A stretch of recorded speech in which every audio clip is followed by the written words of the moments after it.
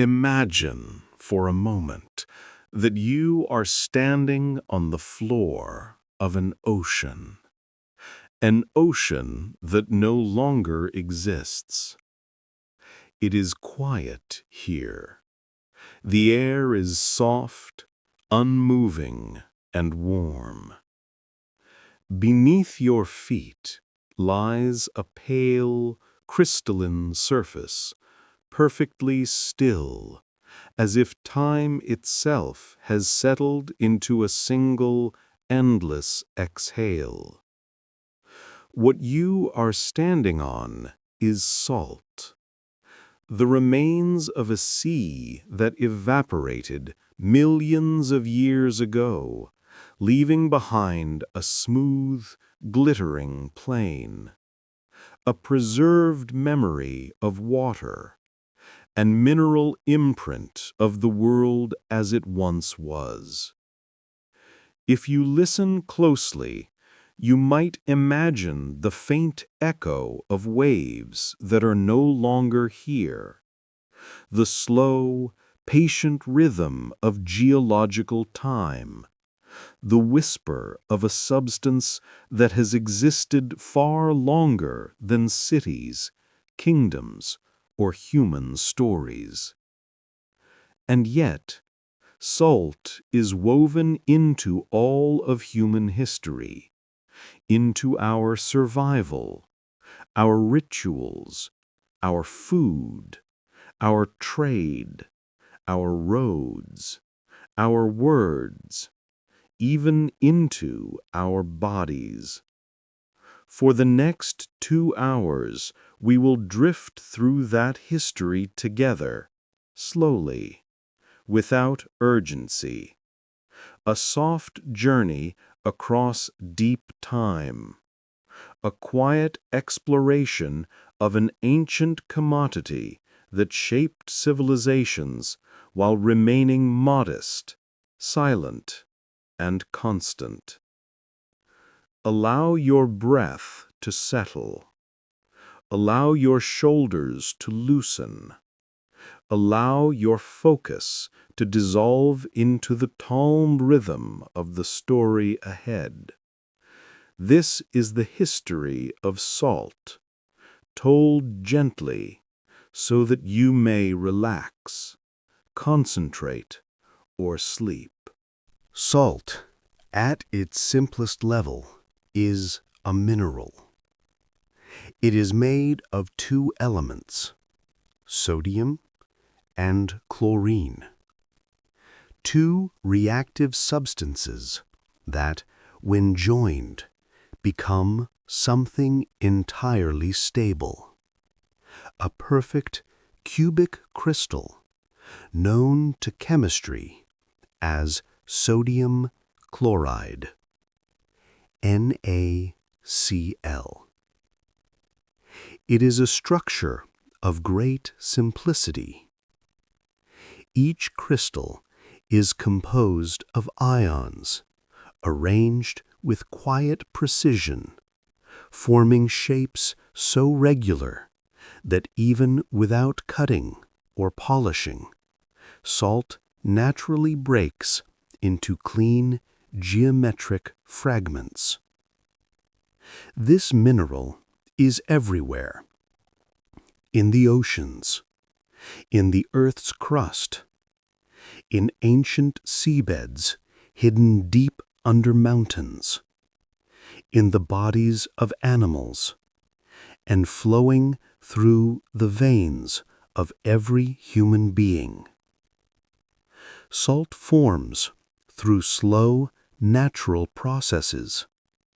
Some of it is left behind when seawater evaporates.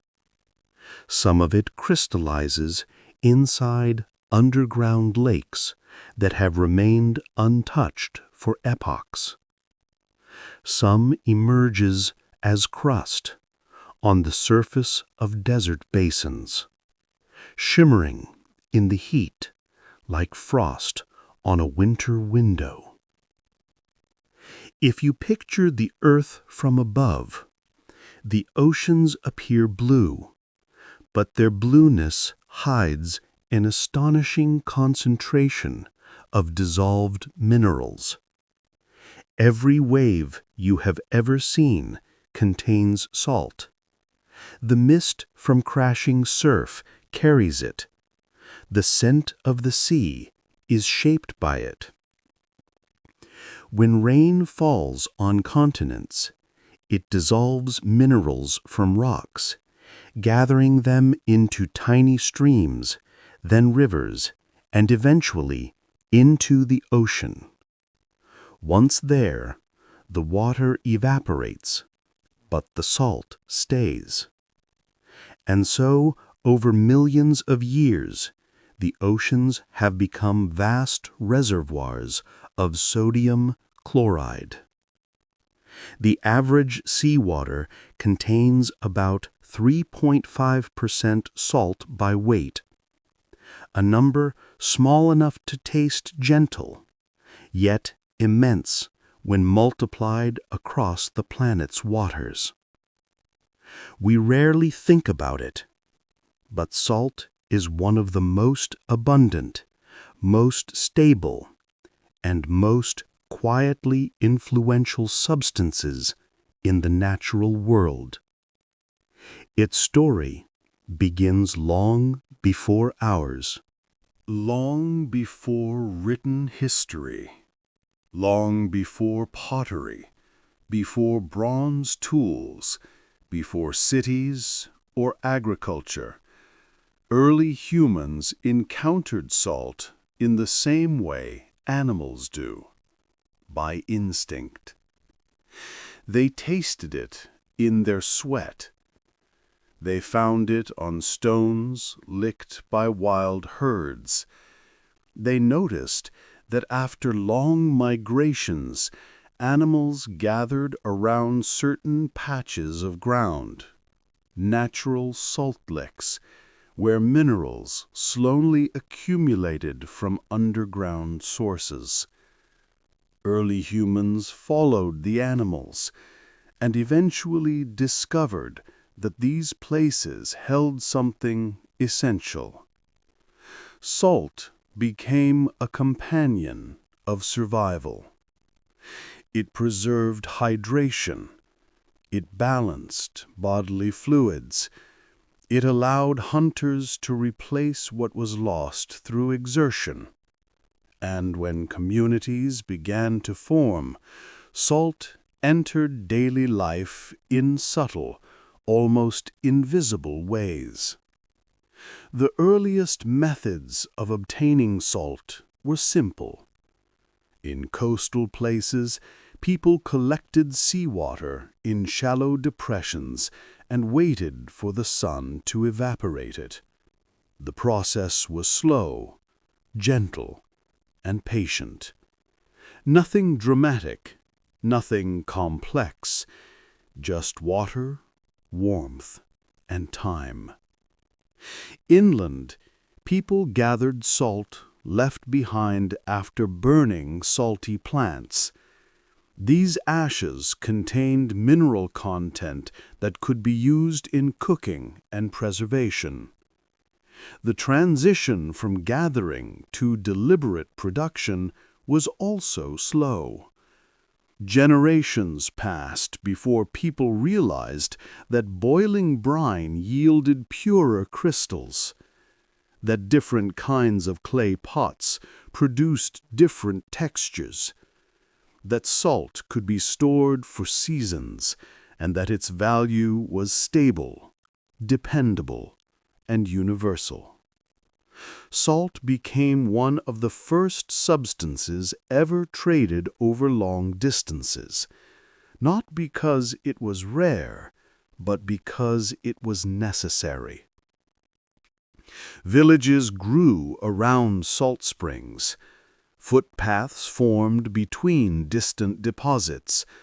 The earliest trading routes often followed the quiet logic of mineral distribution. And although we cannot hear their voices or read their words, we can still imagine those early workers, tending fires, boiling brine, raking crystals and storing them in simple containers. A slow rhythm of life, a cycle repeated day after day, year after year, for millennia. The Neolithic age has left only faint traces of this early salt economy: broken pottery, layers of ash, and the remains of small hearths built near brine sources. But these quiet archaeological fragments tell us something profound. Salt was part of human life long before history began. As human societies grew more complex, so too did the methods of extracting salt. One of the earliest large-scale salt industries arose where sun, water, and geography aligned perfectly. In ancient Egypt, along the Mediterranean coast, broad plains were shaped into shallow basins. At first, they were natural depressions. Later, people deepened them, widened them, and arranged them in orderly rows. Here, seawater flowed in gently. The sun warmed the surface. The wind passed across it, and slowly, day after day, the water evaporated. Salt crystals formed along the bottom like frost, pale and delicate. Workers gathered them with wooden rakes. The sound was soft, a faint scraping against earth, a rhythm as familiar to them as the tide itself. These early salt works functioned almost entirely on natural forces. No machinery, no loudness, nothing sudden. Just the slow partnership between sea and sky. In China, the process evolved differently. Instead of shallow coastal pools, people discovered underground brine deposits. They created wells to reach them, early engineering achievements built with wood, rope, and simple drilling tools. Buckets descended, brine rose, and large pans heated over steady fires transformed the liquid into solid crystals. The Chinese produced salt this way for thousands of years, refining their methods generation after generation. A typical salt workshop might have been quiet, warm, and slightly hazy with steam. The sound of crackling wood, the bubbling of brine, the soft clinking of ceramic containers. Nothing hurried, nothing chaotic, just work performed with steady hands, in a world where time moved slowly. As salt production grew, so did the need to move it. And transportation in the ancient world was a gentle but demanding routine. In the heart of the Roman world lay the Via Salaria, the Salt Road. This was not a road of triumphal processions or armies on the march. It was a road of merchants, of donkeys walking at a measured pace, of carts creaking softly under steady loads. The Via Salaria wound northeast from Rome, following a route older than the Republic itself.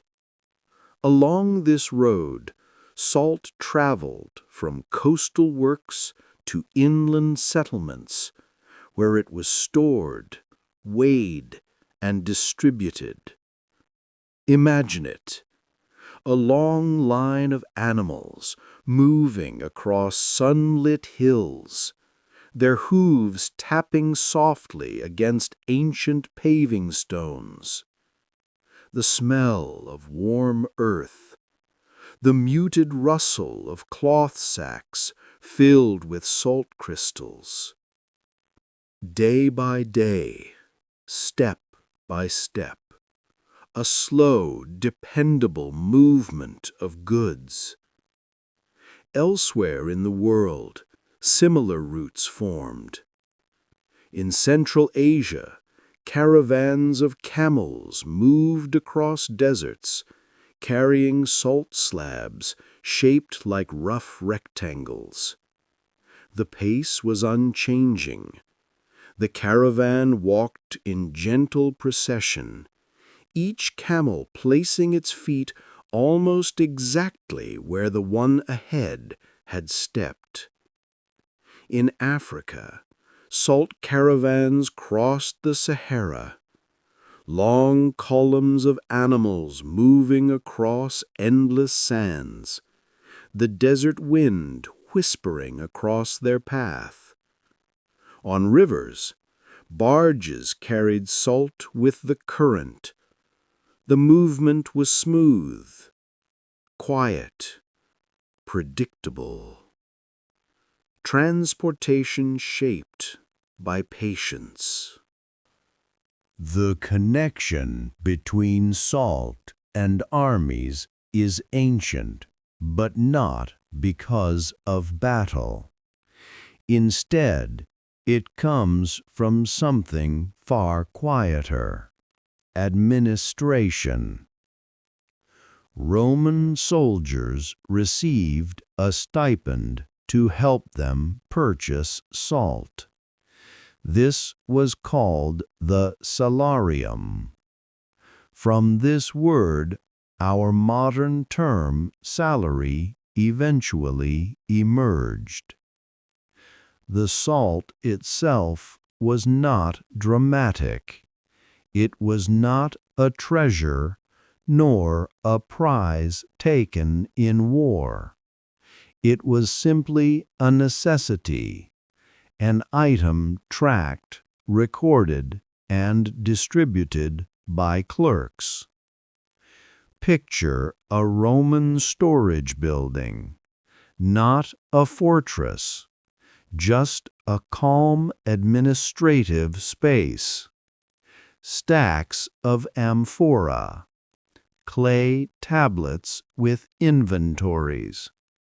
Scribes seated at wooden desks, marking quantities with styluses. Outside, soldiers moved through their routines, marching, maintaining gear, eating rations preserved with salt. The story here is not one of conflict, but of order, of routine, of the slow, methodical organization that allowed ancient societies to function. Salt played its part quietly, but consistently. As ancient societies grew more structured, salt slowly moved from being a simple mineral to becoming part of the machinery of early government. The first states needed stable sources of revenue, and salt, predictable, necessary, transportable, became one of the earliest commodities to be measured, recorded, and taxed. This was not a dramatic process. It was gradual, methodical, and deeply rooted in routine. Officials observed how salt moved from producers to markets. They noticed how often it was purchased, how steadily it was consumed. With time, they created simple systems for tracking it. At first, these systems were small, little more than village elders or local overseers, ensuring that a portion of salt went to communal storage. But as populations grew, these structures expanded. In Mesopotamia, scribes recorded deliveries of salt, with wedges pressed into clay tablets. Their handwriting was careful, deliberate, and unhurried. Each mark represented a quantity of grain, oil, or salt. The tablets were then stacked in quiet rooms, forming archives of the region's earliest administrative memories. In China, salt became part of an even more developed bureaucratic system. By the time of the Tang Dynasty, salt production and distribution were monitored by specialized officials.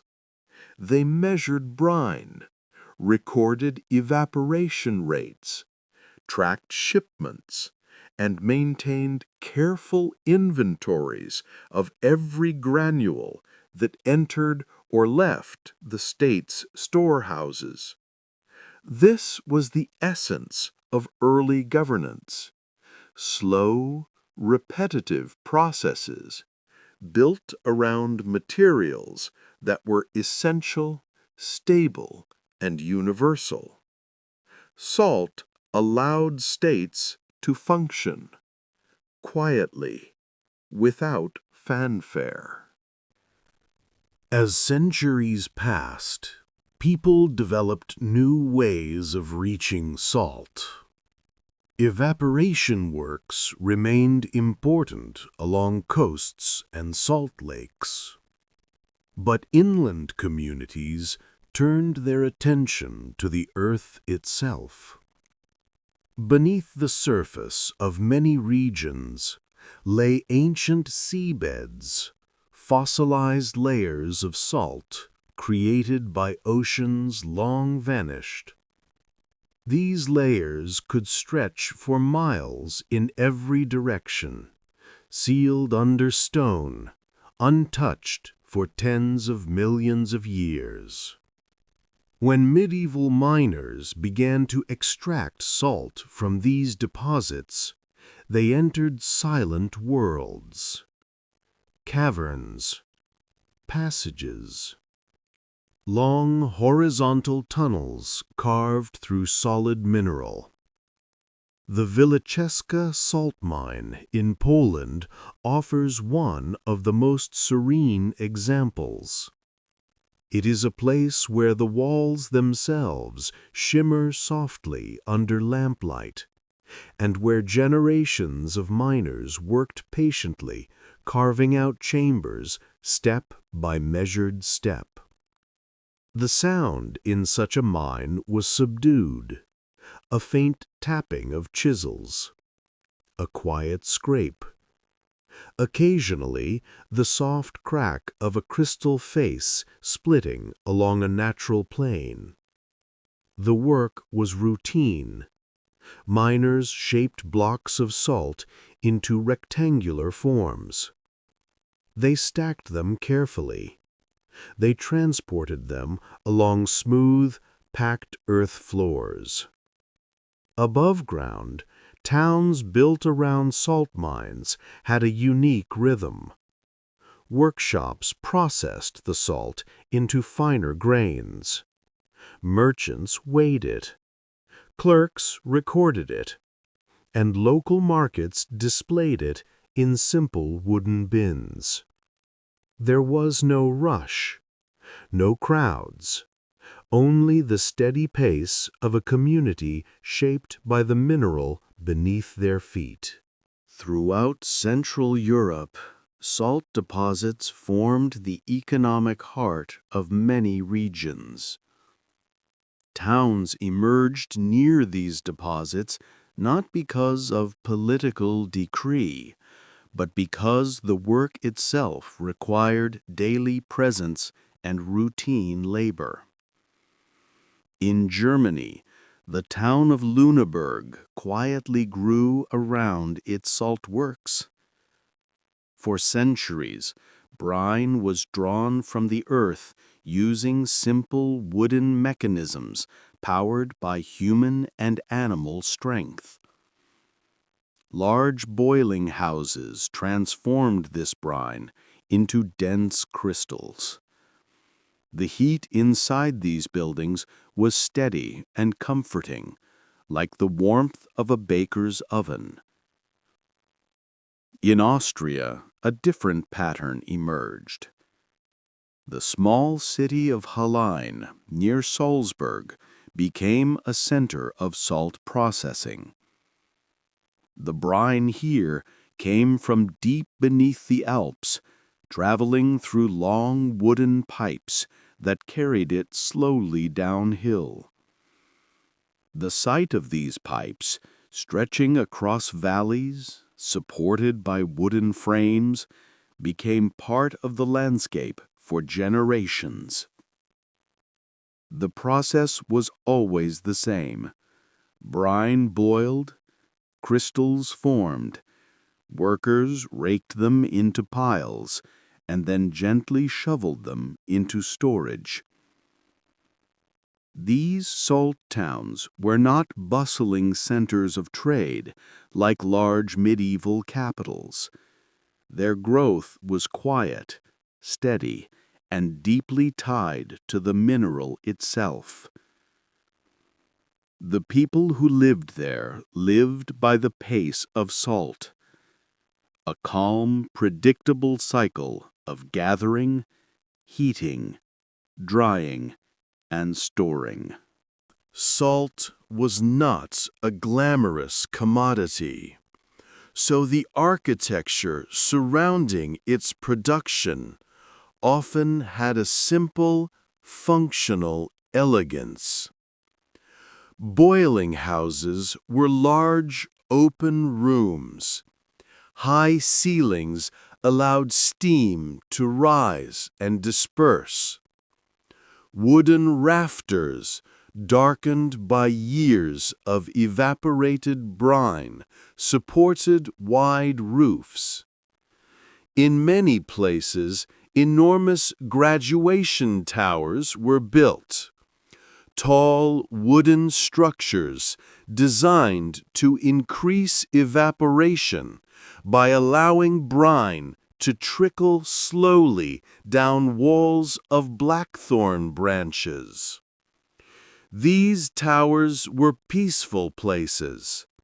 The sound of brine dripping through branches created a gentle, continuous whisper. Air passing through the tower carried the faint, clean scent of minerals. Visitors sometimes described these places as calming, almost therapeutic. Salt architecture was not designed for show. It was designed for process, and that process, by its nature, was slow. Salt sources influenced the geography of human settlement. Communities formed near springs, lakes, and mineral basins. Roads connected these communities with others that lacked salt. And over generations, these paths became established routes, predictable, steady, and shaped by the slow logic of necessity. Some towns grew at the meeting points of these routes. Others emerged where rivers allowed salt to be transported easily. Still others formed near marshes, where natural evaporation created seasonal harvests. Salt was not the only factor in settlement, but it was one of the most constant. Wherever there was salt, people stayed, and where people stayed, cultures took root. During the Middle Ages, trade networks expanded across continents, and salt, being durable and relatively lightweight for its value, became one of the most commonly transported commodities.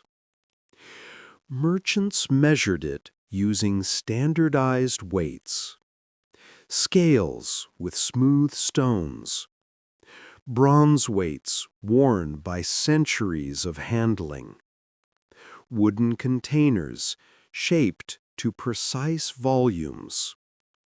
Trade happened at a slow, regular pace. Ships carried salt along coastlines, following predictable seasonal routes. Pack animals transported it inland. Warehouses stored it in cool, dry rooms where the air remained still. At each point in its journey, salt was handled with routine care. Workers recorded quantities in ledgers. Inspectors tested its purity. Merchants negotiated prices calmly, aware that salt's value was stable and dependable. The salt trade did not create sudden wealth. It created steady income, a quiet economy for a quiet commodity. In France, the salt tax, known as the gabelle, became one of the most extensive administrative systems in medieval Europe. Despite its reputation today, the gabelle, when viewed in its early form, was mostly a series of calm, methodical procedures. Officials kept records of salt production. Clerks issued certificates for transport. Inspectors ensured merchants bought and sold the correct amounts. People visited local salt warehouses, known as greniers à sel. These warehouses were quiet places, long wooden buildings with rows of bins for different grades of salt. Visitors stepped inside, selected their salt, and had it weighed by an attendant. The air was dry, the lighting faint and filtered, an atmosphere of stillness. The process could be slow, but it was predictable. And predictability for medieval administration was essential. During the Renaissance, Europe experienced a wave of intellectual and practical refinement. Art changed, science expanded, architecture evolved. But even as great transformations unfolded, salt continued its slow, dependable presence in daily life. Renaissance thinkers wrote about anatomy, astronomy, and geometry. Yet, in kitchens, workshops, ports, and inland villages, salt continued to be processed, weighed, and stored, just as it had been for centuries. Improvement came gradually. Salt boilers refined their pans, making them wider and more efficient. Merchants introduced sturdier barrels that protected crystals from moisture. Miners learned to reinforce tunnels using new carpentry techniques, creating safer and more stable underground chambers. None of these changes were sudden. None were dramatic. They were incremental steps, each one a quiet improvement in a process already thousands of years old. In Italy, Venice continued to operate its vast network of salt pans, especially around the lagoon. The Venetian Republic understood salt not as a luxury, but as a steady foundation of its economy. Ships moved calmly through inland waterways, transporting sacks of salt to markets and warehouses. In France, Brittany's salt marshes produced the famous gray sea salt that has been harvested in nearly the same way since medieval times. Workers gently raked crystals into small piles, allowing the sun and wind to complete most of the labor. This era is often remembered for vibrant color and artistic brilliance. But beneath the surface, the world of salt remained slow, stable, and methodical. As European ships crossed oceans and connected continents, their voyages brought new foods, new ideas, and new routes for trade. Salt traveled these routes too, quietly, steadily. On long sea voyages, barrels of salted fish and meat were essential. The preservation process was simple: layers of fish, layers of salt, and time. Nothing more. The barrels sat in the hold of the ship, where darkness and gentle rocking enhanced the slow curing process. The food inside remained edible for months, sometimes longer. Along coastlines in the Americas, Africa, and Asia, local salt traditions met European ones. But there was no clash, only gradual adaptation. Where indigenous communities already produced salt, from brine springs, tidal pools, or evaporating pans, Europeans simply observed and occasionally adopted the methods. Where salt was scarce, new evaporation works were built. Where salt was abundant, it flowed into regional trade. But the core nature of salt did not change. It remained steady, neutral, a mineral that asked little and gave much.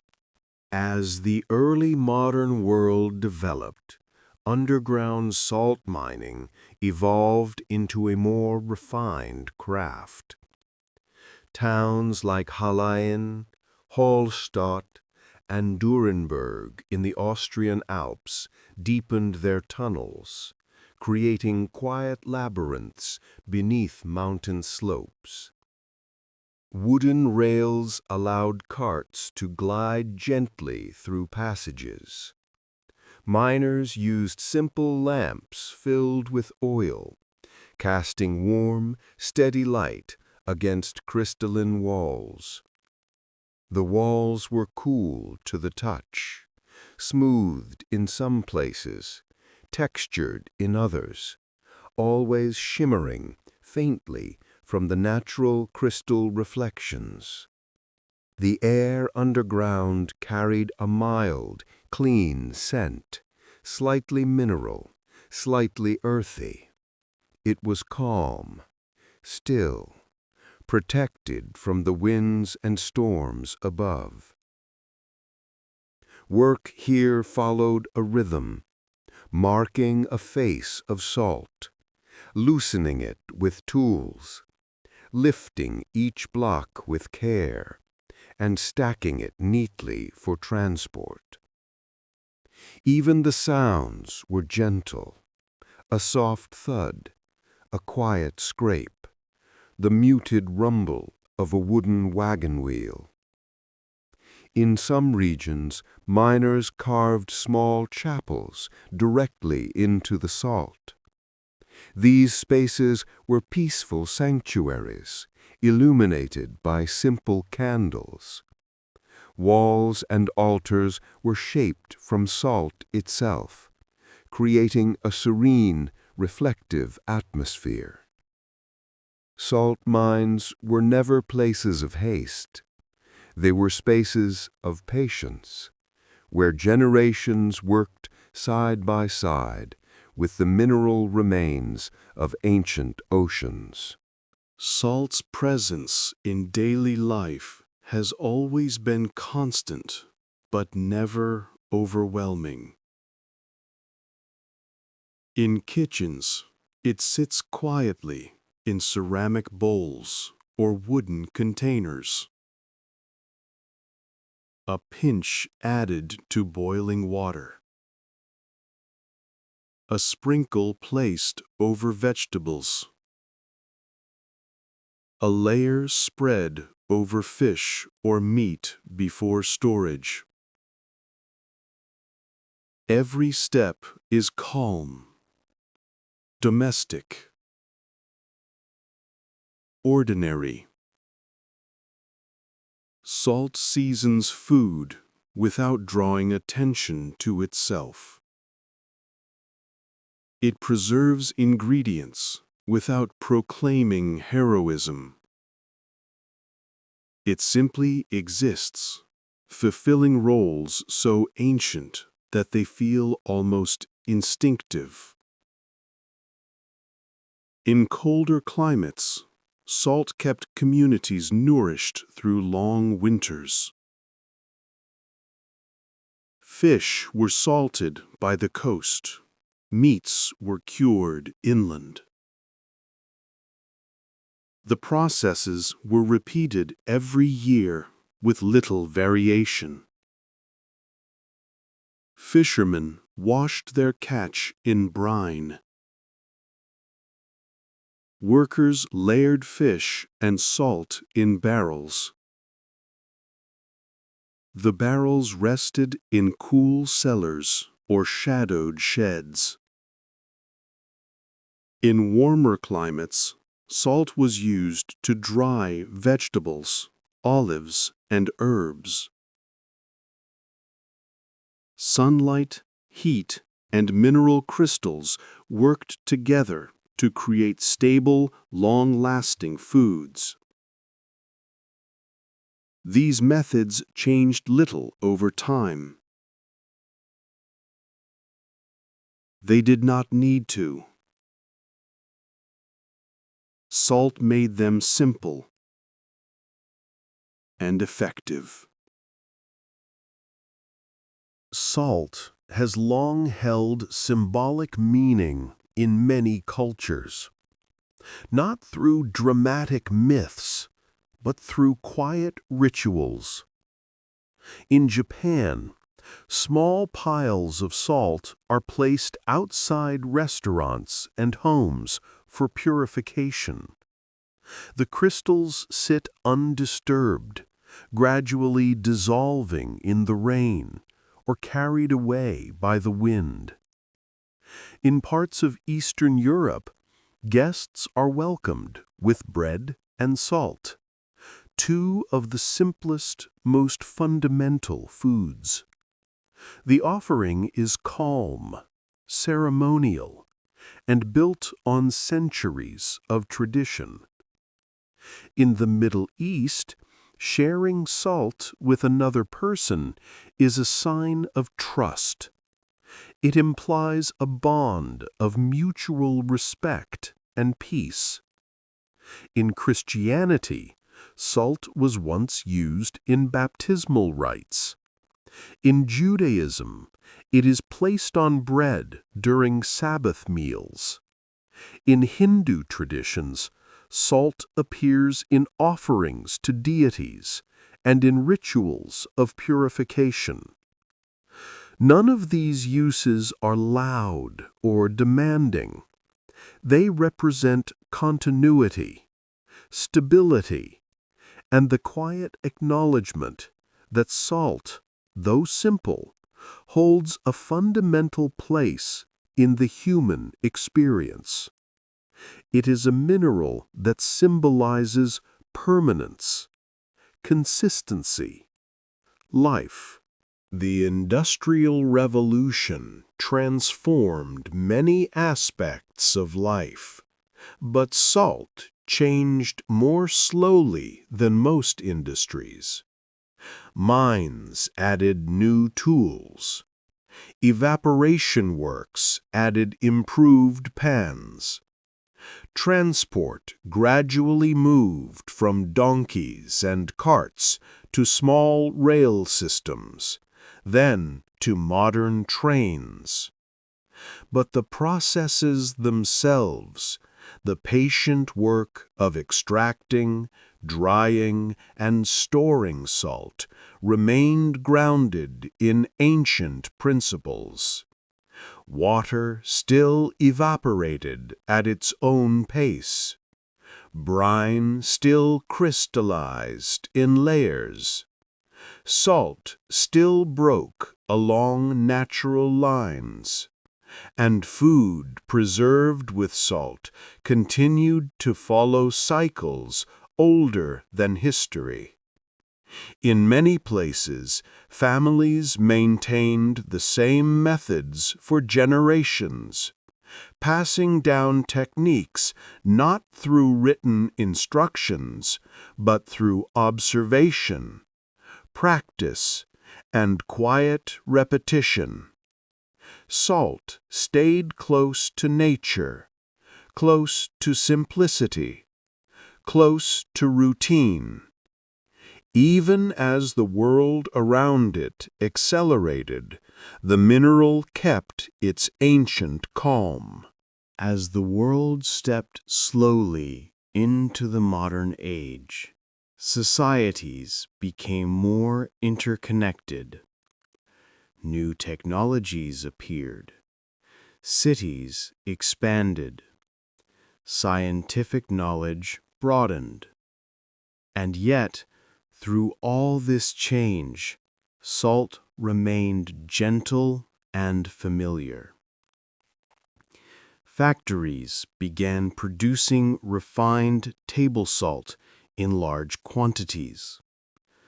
Machines crushed, sifted, and purified crystals with calm mechanical rhythm. But even with the introduction of new technologies, the mineral itself did not change. Salt crystals still formed in quiet geometric patterns. They still dissolved in water at their own pace. They still preserved food with the same steady reliability as they had for thousands of years. In many regions, traditional saltworks continued operating beside newer facilities. It was not uncommon to see wide salt marshes slowly evaporating under sunlight, positioned only a short distance from modern processing plants. The contrast was peaceful rather than stark. One method was ancient, one was new, yet both worked in harmony. Workers in modern facilities monitored evaporation levels, measured mineral content, and ensured purity, tasks that required patience, focus, and consistency. These environments were clean, orderly, and quiet. Salt, once again, shaped human routines with calm regularity. Modern industry discovered new uses for salt, many of them invisible in everyday life, but essential. Salt is used to create chemicals for medicine. It is used in manufacturing processes. It helps soften water, purify metals, and maintain stable temperatures in laboratories. In each of these roles, salt behaves predictably. It absorbs heat at consistent rates. It melts ice at known temperatures. It reacts with other minerals in reliable ways. Factories store salt in large silos, where it sits quietly until needed. Laboratory workers measure salt by weight, making precise solutions. Engineers use it to create stable cooling baths. In even the most advanced fields, electronics, pharmaceuticals, and chemical engineering, salt remains simple, steady, and essential. Outside industry, road crews spread salt on winter roads to melt ice. The process is slow and controlled. Workers guide quiet machines that drop small amounts of salt evenly onto the surface. The salt dissolves gradually, lowering the freezing point of water. A calm reaction, quiet, predictable. In modern culture, salt has also become part of wellness traditions. Salt rooms, spaces where walls are lined with salt blocks, provide a mild, mineral-scented environment. Lights behind the blocks glow with soft, warm colors. The air inside these rooms is calm, quiet, and dry. Visitors sit still, feeling the slow passage of time. Salt lamps, made from large crystals, emit a gentle amber light. Their glow is not bright, just enough to illuminate a small space with warmth. Salt baths continue traditions thousands of years old. A handful of crystals dissolves into warm water. They melt slowly, releasing minerals that soften the water's texture. The process requires no effort, just stillness. From ancient brine springs to modern spa retreats, salt has always created an environment of rest. Across cultures, salt remains a quiet symbol of continuity. In many traditions, salt represents purity. Its crystals are clean and uniform. They dissolve fully in water, leaving no trace behind. Salt also symbolizes preservation. Just as it protects food, it protects memories, passed down through families and rituals.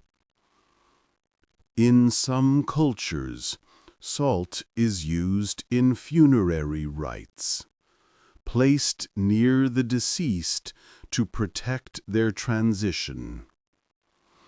In others, salt is sprinkled in corners of a home after a long journey, symbolizing return and renewal.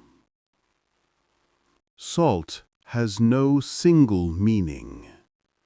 Its symbolism shifts from culture to culture. But the underlying theme is always the same. Salt represents constancy, stability, the unchanging element in a world that evolves. When we step back and look at the full story of salt, we see not a tale of sudden breakthroughs or dramatic turning points, but one of gentle continuity. Salt has been with us since the beginning of civilization. It shaped early settlements, it guided ancient trade routes, it quietly supported armies, economies, and families. From the Neolithic hearth to the Roman road, from the medieval salt marsh to the Renaissance workshop, from the Alpine mine to the modern laboratory, salt has played the same roles with the same consistency for thousands of years. Its story is not filled with conflict or spectacle. It is filled with repetition, process, patience. Salt is the mineral that made preservation possible. It is the mineral that made travel possible. It is the mineral that made long-term storage possible. It is one of the foundations not only of cuisine, but of civilization itself. And yet, for all its importance, salt remains quiet. It asks for nothing. It simply does its work. A mineral of calm. As we arrive near the end of this journey, the world around us feels very different from the one where salt first emerged as a tool of survival. Humans now communicate across continents instantly. Skyscrapers rise above ancient plains. Machines operate with precision unimaginable to early salt workers. But salt, in its essence, remains unchanged. It still forms in cubic crystals. It still dissolves in water. It still preserves food. It still seasons meals. It still supports industries quietly behind the scenes. Salt is a mineral that exists outside the pace of modern life. It belongs to slower rhythms, older cycles, calmer times. Its story invites us to slow down, to remember the long arc of human history, to return, even briefly, to the steady pace that shaped our ancestors. Thank you for spending this time with us, for allowing your mind to follow the calm mineral path of salt across thousands of years. If your eyes feel heavy, if your breath has softened, if your thoughts have grown quiet, let them drift. And if you'd like more long, gentle stories like this one, you can subscribe or simply let this playlist continue. There is always another quiet journey waiting. Another calm chapter in the story of our world. For now, rest and let the mineral calm carry you into sleep.